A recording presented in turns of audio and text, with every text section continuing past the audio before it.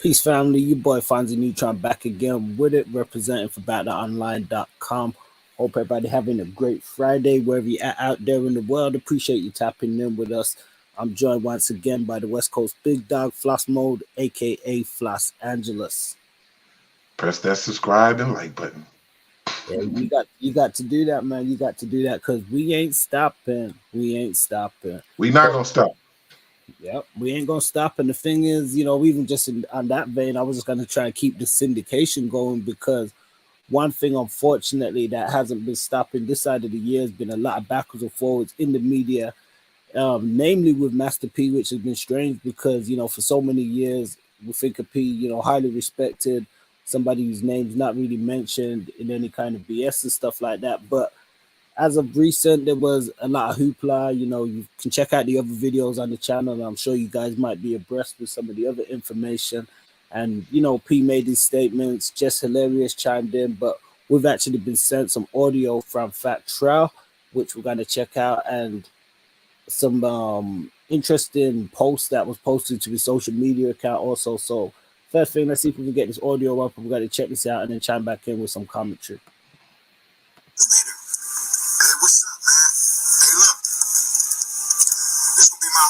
This gonna be my last time addressing as far as that Master P.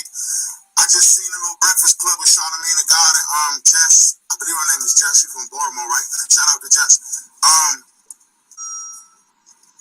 First of all, I ain't throw no temper tantrum. That's first of all. First of all, to address Master P, he talking about bringing his name up and all that. If you saw the No Jumper interview, Adam from No Jumper asked me. I remember a situation where you was dealing with Master P. Can you tell us about that? And all I did was tell the truth. I ain't had no temper tantrum or none of that. I didn't even bring Master P name up. We was doing the interview. He asked me about Master P, and I told him the truth. That's first of all. Second of all I said was that I was there to do the movie. I wasn't there to make music with Master P. To have a song with Master P, it's cool and all that. He a legend in the rap game. I respect that. I respect what he did, music-wise, all the records he sold and all that. But I wasn't there to do music. All that he talking about, it should be a statute of limitations for the talk about him and shit.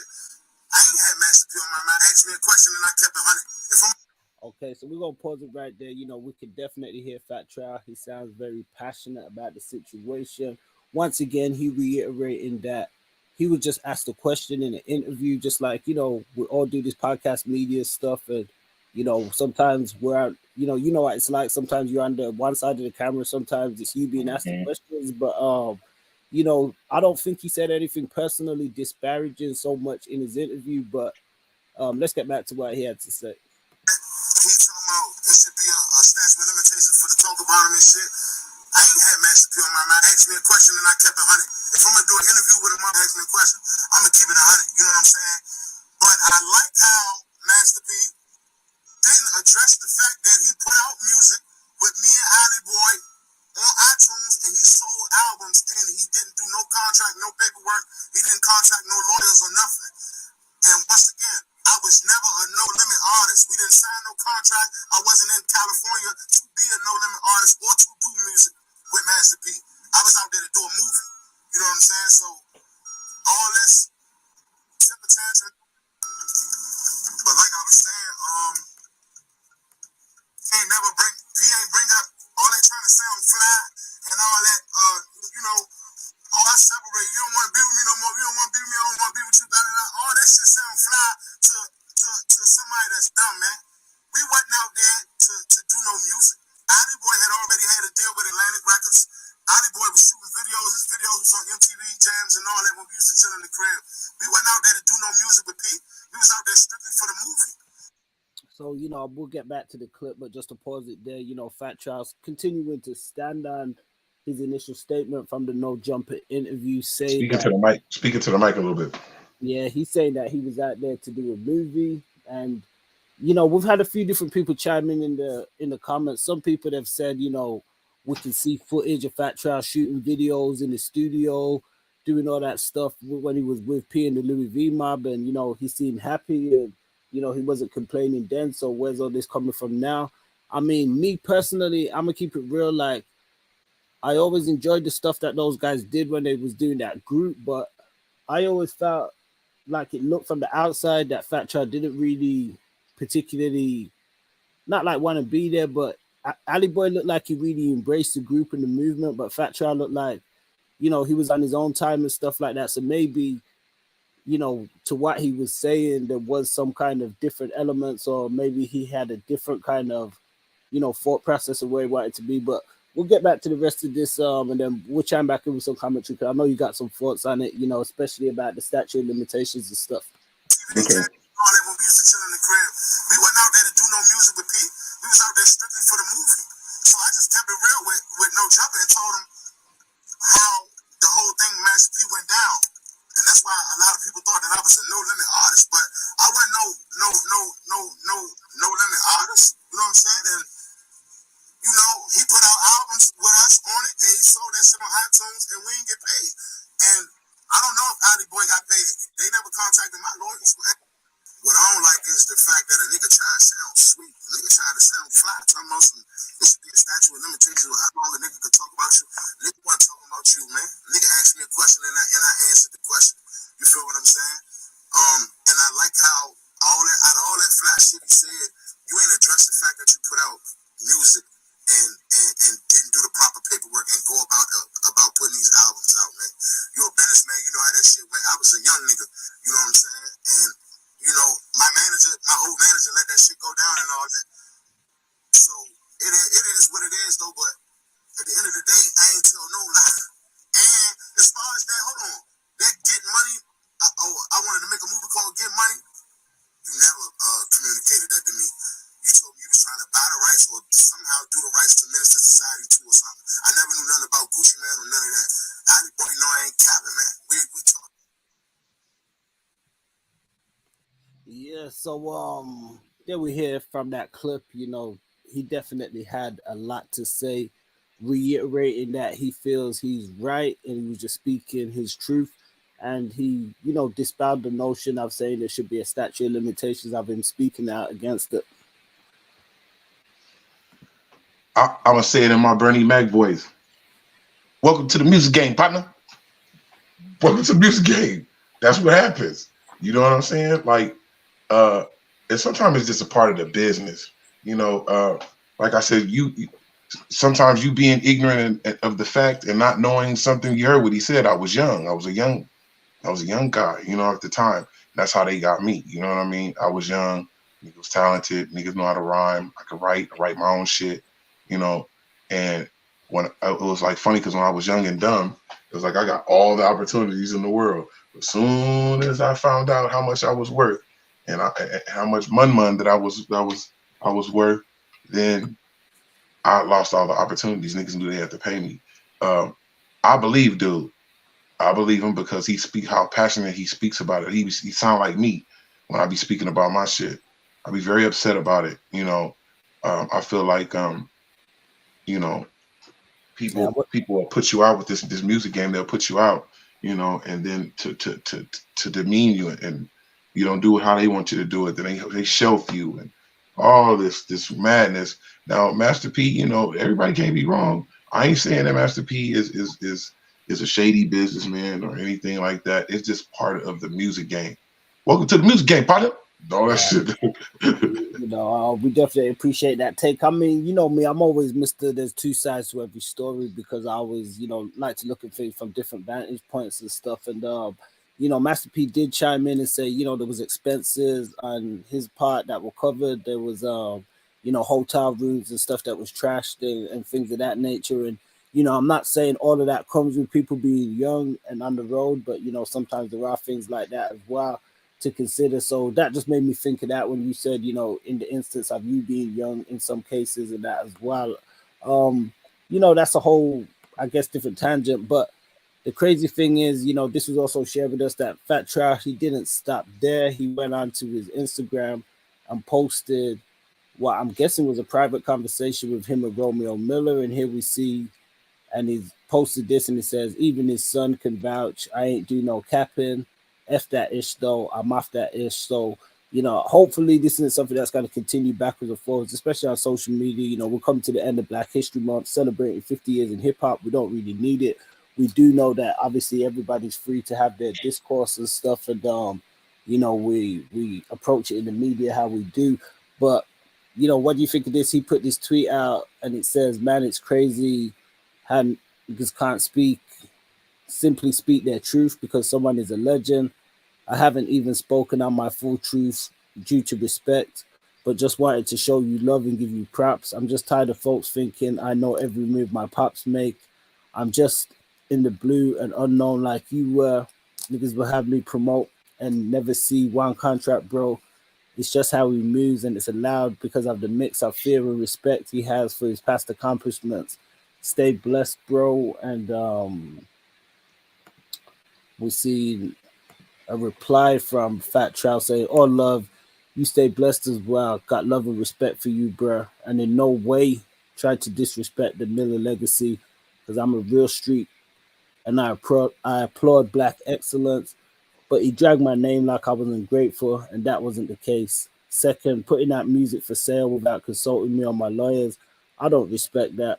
Other than that, I ain't tripping. Never had a problem with you, bro. Stay safe and blessed and hit me anytime." So, I don't know if that's something that, they particularly wanted to be shared, but it was shared nonetheless by, Fat Trel, I guess, put out there to be like, even his son's quantifying that I'm not lying or, about what I'm saying. So, I mean, what do you think of that? Social media, it's a crazy time now, dangerous times, man. Well, as far as Fat Trel, it's a situation, bro. It's long. It takes a long time to get your money. It takes a long time. You can see how the payment structure of the music business is. You get your shit every 3 months, if that. But I just feel like, it's a part of the business.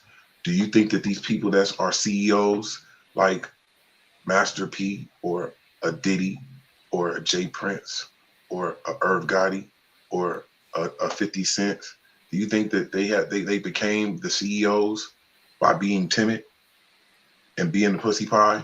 Nope. They have their ways in them. That's the reason why they're in the leaders, because of the fact of they knew what to do. They knew how to monopolize the game and play that game. Now, am I mad about Tamika Wright owing me my money and not picking up the calls and all that type of shit? Yeah, I'm mad about it. But what can I do about it? You know what I'm saying? The shit was old. It's old. The 35-year-old law, that is true. And if you're around, you know what I'm saying? Our life expectancy ain't too long. But as far as Fat Trel, what I would do is just appreciate that you worked with the man and build from that. You know what I'm saying? You think he probably would have blew through that money and the bottles and bitches, and you never know what. But I feel him, but at the same time, because you think he ran for posting that message from Romeo? Yeah. I mean, but he knows how Romeo feels about it, about his father and all that. And like I said, Master people are saying now that because Romeo said what he said, is kind of open a can of worms for people to be, sort of just saying stuff, because they could be like, "Oh, well, Romeo said this, well, so I can say this." I think they're making it a big deal to be all on the internet talking about that shit. You know what I'm saying? Where he's probably the only way he probably could get at Master P. I'm sure Master P not answering his phone or dodging calls or not being bothered. You know what I'm saying? I would just chalk it up, man. Just chalk it up and come with some more music. Okay, he sold your song and tried to play your song, sold your song. If you made that one, then you can make some more. See, that's the shit I was on after a while. When I see they was doing shady shit to me and taking songs and doing whatever they was doing, I was like, okay, well, it was like my hoes. Like, you ever seen that story with Fillmore Slim? He brought his hoes out there on Sunset, and niggas came and took them. And he's like, that was my beat. That was my B side. That was my second string. Now, my first string, you ain't about to get these. But it's somewhat like the music game. You know what I'm saying? Like, if you wrote those, you could write some more. Yeah, and P often say that a lot, to a lot of his other critics that he's had in the past, where they say, they help to make money and stuff. And he says, well, if you help me do all this, why do you go on your own and make money? You know, why you still need to you know, kind of ask me to give you money and stuff like that. So Right, I that's why do. he keeping his money. That's why he still got some because of the fact that he was doing. Master B, he knew what he was doing. You know what I'm saying? Half these people, he look at it like, nigga, I brought you out the ghetto. I gave you an opportunity and a chance. You feel what I'm saying? So he gonna throw that up, and then he gonna be looking like niggas is ungrateful. You know what I mean? But at the same time, I do feel due because I'm owed money, and I hate that feeling when somebody owed you some money and you worked and did your end of the bargain and did what you were supposed to do. You know, and when it's time to get paid, it's all that Don't nobody want to hear that. But you know, I'm sure they'll work it out. They have no choice, or don't work it out. Yeah, yeah. Now, hopefully, you know, but you know, I know P and Roma work things out. You know, they father and son, they definitely family gonna work Yeah, stuff they gonna get out. over And their shit.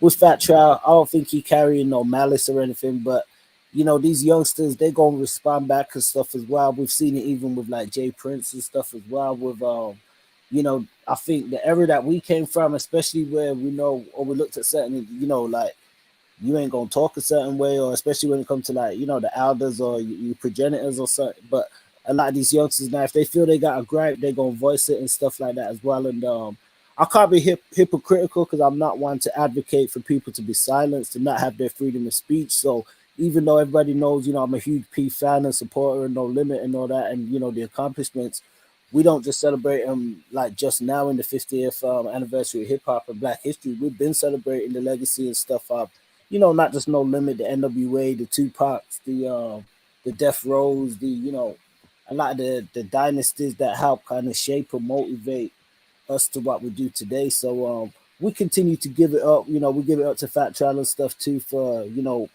the stuff that he's done, and hopefully he finds some success that he's looking for in the industry. I always feel like you know, myself as a rapper and how I kind of analyze other rappers and stuff in a sense, not too critically, but I feel like, you know, he probably would have wanted, I mean, obviously you could say everybody probably wants to be bigger, but he probably would have wanted it to be, you know, bigger in the game and stuff like that, and may have felt that he just missed his opportunity in It's one calling aspect. and it's calling.